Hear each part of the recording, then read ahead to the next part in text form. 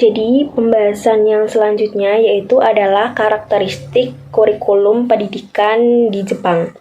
Jadi, kurikulum di Jepang itu mengedepankan prinsip Chitokutai, yang mana pada dasarnya itu sama dengan 3 domain pengetahuan yang dikemukakan oleh Bloom. Chi itu diartikan sebagai pengetahuan akademis yang kuat, atau juga bisa dikatakan sebagai solid academic ability.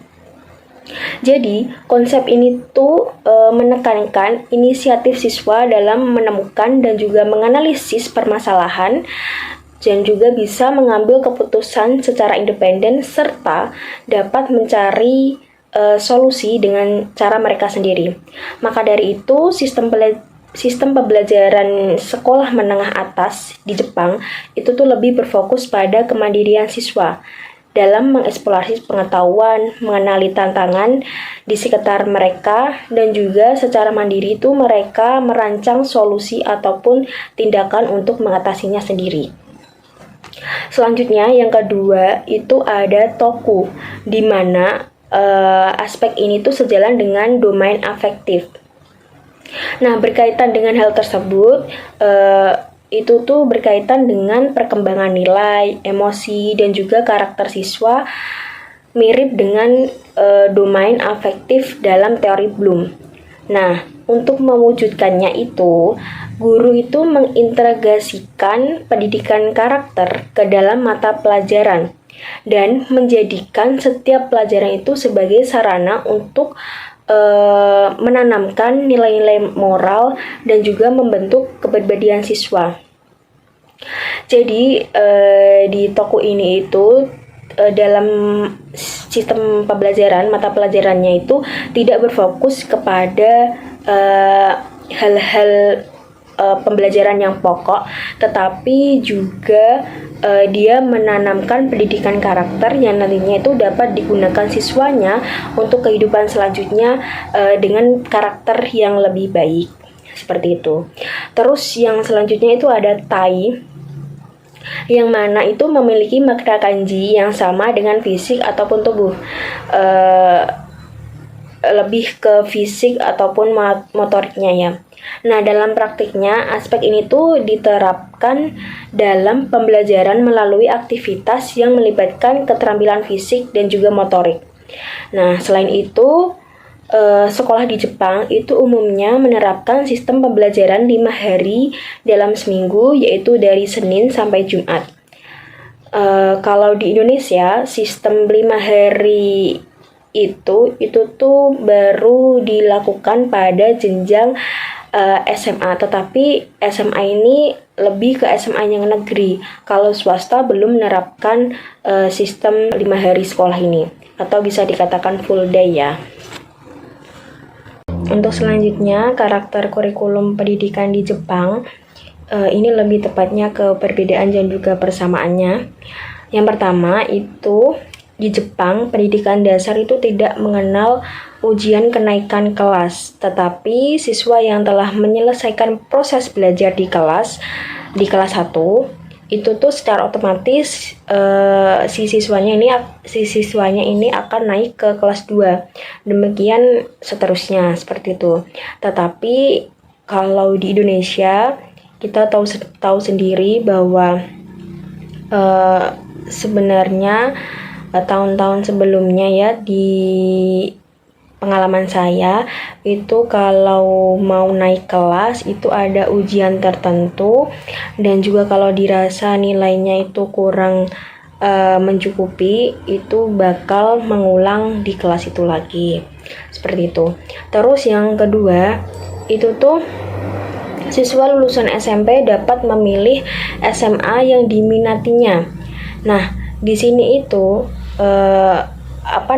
siswa lulusan SMP dapat memilih SMA yang diminatinya, tetapi mereka itu harus mengikuti ujian masuk SMA yang bersifat standar, yang artinya soal ujian itu dibuat oleh Educational Board, atau dia melakukan ujian tertulis yang mana soalnya ini dibuat oleh pihak sekolah itu sendiri. Tetapi kalau di Indonesia itu tuh kita mengenal dengan ada namanya ujian nasional, di mana ini ujian tersebut soalnya tuh dibuat oleh dari pihak pendidikan, Kementerian Pendidikan yang secara langsung serentak disebarluaskan di sekolah-sekolah. Jadi ini soalnya ini sama gitu, seperti itu. Terus yang ketiga itu ada sistem pendidikan Jepang, itu tuh menekankan pendidikan karakter yang komprehensif dan dalam kurikulum. Seperti yang sudah saya jelaskan di slide sebelumnya ya, itu sistem pendidikan di Jepang itu tuh menekankan pendidikan karakter yang komprehensif dalam kurikulum. Nah, di sini itu nilai-nilai moral dan juga etika itu diajarkan secara sistematis untuk membentuk karakter siswa. Jadi di Jepang itu tuh dari jenjang yang rendah itu tuh sudah diperkenalkan dengan adanya pendidikan karakter. Jadi nantinya setelah mereka ke jenjang berikutnya itu kayak sudah mempunyai karakter yang lebih baik, seperti itu. Terus yang selanjutnya di sini ada Jepang telah berhasil mengintegrasikan teknologi ke dalam pembelajaran. Jadi di Jepang itu memanfaatkan teknologi informasi dan juga komunikasi atau bisa disebut TIK kalau di Indonesia untuk meningkatkan efisiensi pembelajaran dan memberikan akses yang lebih luas terhadap sumber daya pendidikan. Jadi di sana itu dikenalkan dengan adanya IT, yang mana siswanya ini nanti lebih mempelajari yang lebih dalam dan mencakup semua teknologi itu lebih luas, Kak. Tetapi kalau di Indonesia dengan pengalaman saya yang ada itu dulu ada di SMP, tetapi dalam pengajarannya ini tidak sesuai apa yang diharapkan. Karena apa? Karena yang mengajar itu bukan dari lulusan teknologi dan informasi tersebut. Jadi kayak ya udah kita mengetahuinya itu secara umumnya gitu, tidak secara yang meluas, seperti itu. Terus yang selanjutnya itu ada Jepang memiliki sistem pendidikan vokasional yang kuat dengan program-program yang mempersiapkan siswa untuk keahlian praktis yang sesuai dengan kebutuhan pasar kerja. Jadi di sini itu siswa di Jepang itu tuh sudah dipersiapkan ada yang namanya pendidikan vokasional. Kalau di Indonesia ini bisa ke SMK ya, sekolah kejuruan. Di sini itu memang sudah dipersiapkan, tetapi tidak yang begitu meluas. Kalaupun ingin mencari tahu yang lebih luasnya, itu bisa melanjutkan kuliah, yaitu bisa di D3, D4, ataupun di S1, seperti itu. Tetapi kalau di Jepang sudah dipersiapkan sistem pendidikannya ya. Terus yang terakhir itu ada Jepang mempunyai pendekatan yang kuat terhadap pengembangan profesional guru. Jadi guru di Jepang itu akan menerima pelatihan yang komprehensif dan berkesinambungan untuk meningkatkan kualitas pengajarannya. Jadi guru-guru di sana di Jepang itu tuh dia akan menerima kayak seperti seminar ataupun workshop mengenai pendidikan, yang mana nantinya itu dapat digunakan untuk meningkatkan kualitas pendidikan yang bakal diajarkan kepada siswanya, seperti itu. Tetapi kalau di Indonesia itu juga sebenarnya ada, tapi setahu saya itu bukan yang secara secara luas ya. Kalau di daerah saya itu ada yang namanya kayak GTK atau apa itu, pokoknya itu juga sebangsa kayak seminar atau pelatihan guru untuk meningkatkan kualitas pengajarannya. Nah, itu tadi kan perbedaan di Jepang dan juga di Indonesia. Nah, ini ada tambahan sedikit bahwasanya ada juga persamaannya di Jepang dan di Indonesia. Persamaannya yaitu tingkatan pendidikan di Jepang itu sama dengan di Indonesia, yang mana itu menggunakan sistem 633. Apa sih 633? Jadi 633 ini adalah 6 tahun SD, 3 tahun SMP, dan 3 tahun SMA, sampai juga perguruan tinggi. Jadi di Jepang dan juga di Indonesia itu sama, dia melakukan tingkatan pendidikan seperti itu, 633. 6 tahun SD, 3 tahun SMA, 3 tahun SMP, dan juga 3 tahun di SMA. Seperti itu.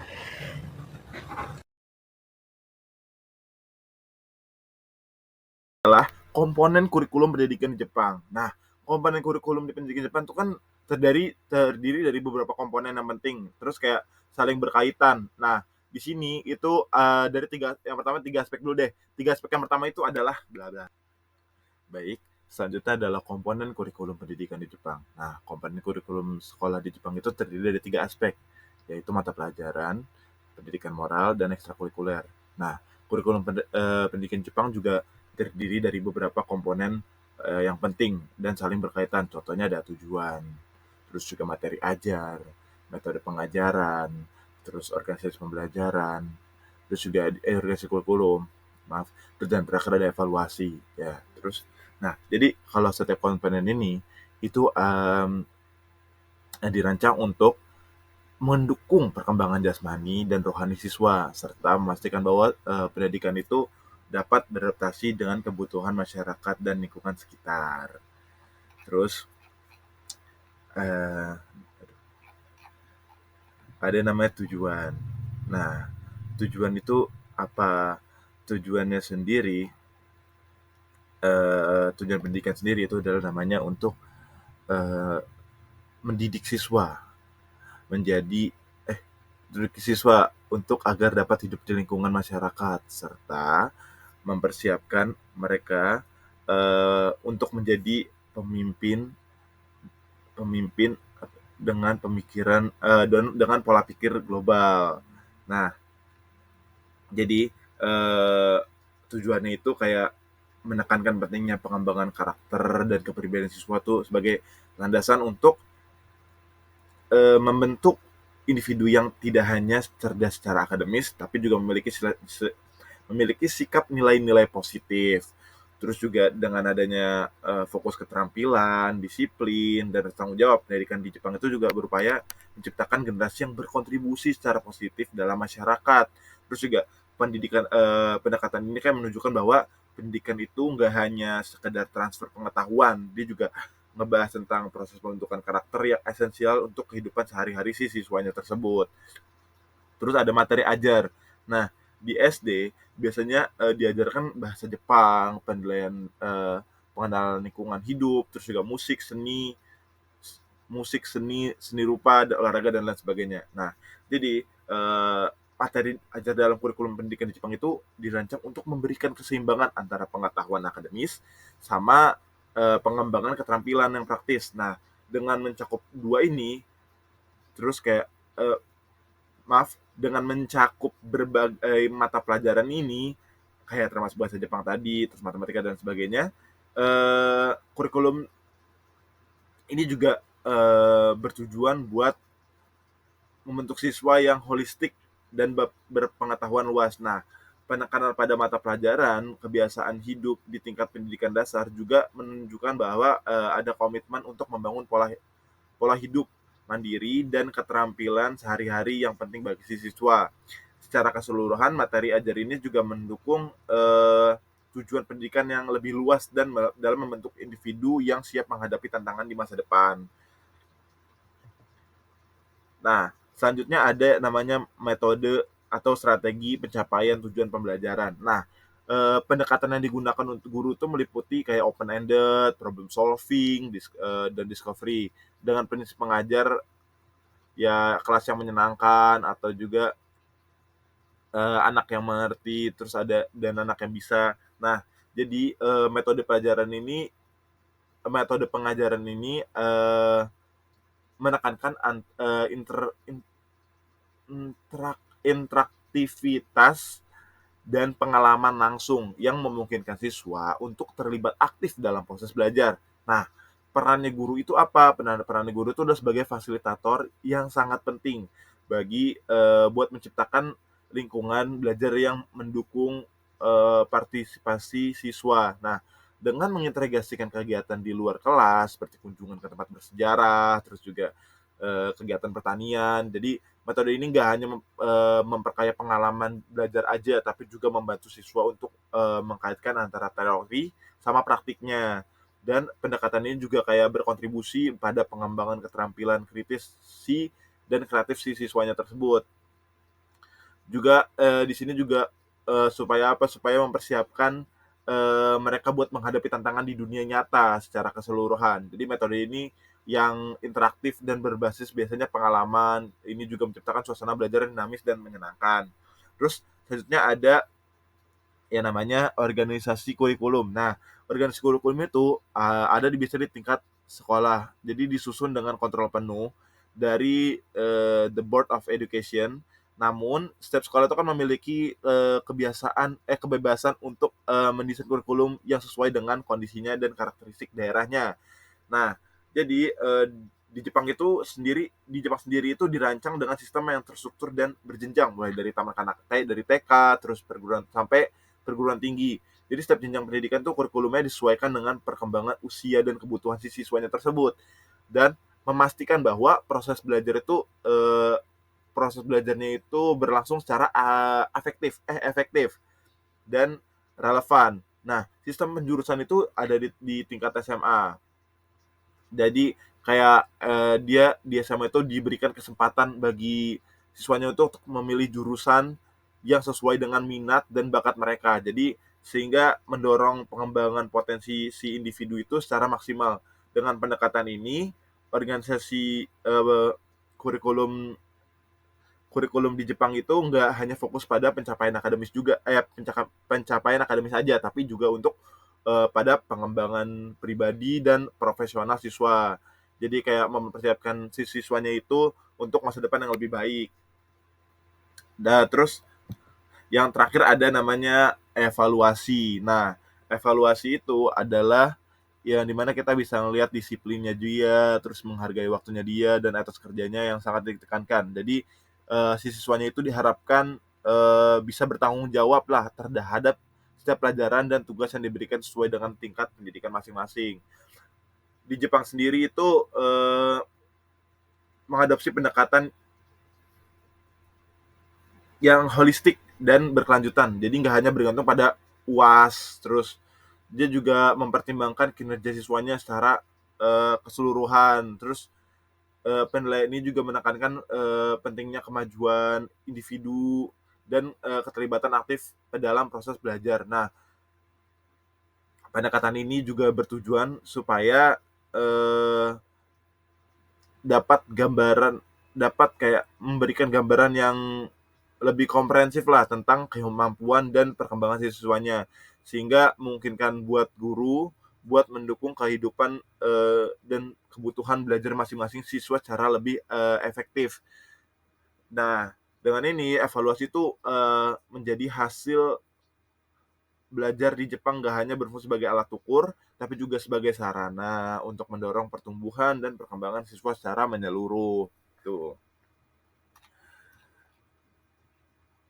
Nah, jadi kurikulum pendidikan itu kan tadi ya, sebagaimana kita tahu bahwa kesimpulannya adalah kurikulum pendidikan Jepang itu dirancang secara holistik dengan tujuan utama untuk mengembangkan karakter dan kepribadian siswa, serta mempersiapkan mereka untuk menghadapi tantangan kehidupan. Dengan materi ajar yang beragam dan seimbang secara antara pengetahuan akademis dan keterampilan praktis, itu siswa dapat diajarkan untuk menjadi individu yang lebih mandiri, bertanggung jawab, dan terus metode pengajaran yang interaktif juga mempengaruhi siswanya, serta organisasi pembelajaran yang struktur, terus mendukung proses belajar yang efektif, terus dan menyenangkan. Selain itu, evaluasinya tadi hasil dari belajar yang komprehensif tuh memastikan bahwa perkembangan si siswanya itu nggak hanya diukur dari aspek akademis saja, tapi juga keterlibatan dan kemajuan pribadi mereka. Jadi secara keseluruhan itu sistem pendidikan Jepang tuh berupaya menciptakan nilai-nilai, menciptakan generasi yang nggak hanya cerdas secara intelektual, tapi juga memiliki nilai-nilai moral dan sosial yang kuat gitu. Baik, mungkin cukup sekian presentasi dari kelompok kami tentang kurikulum pendidikan di Jepang. Mungkin kurang lebihnya mohon maaf. Kami akhiri dan kami tutup. Wabillahi taufiq wal hidayah. Wassalamualaikum warahmatullahi wabarakatuh.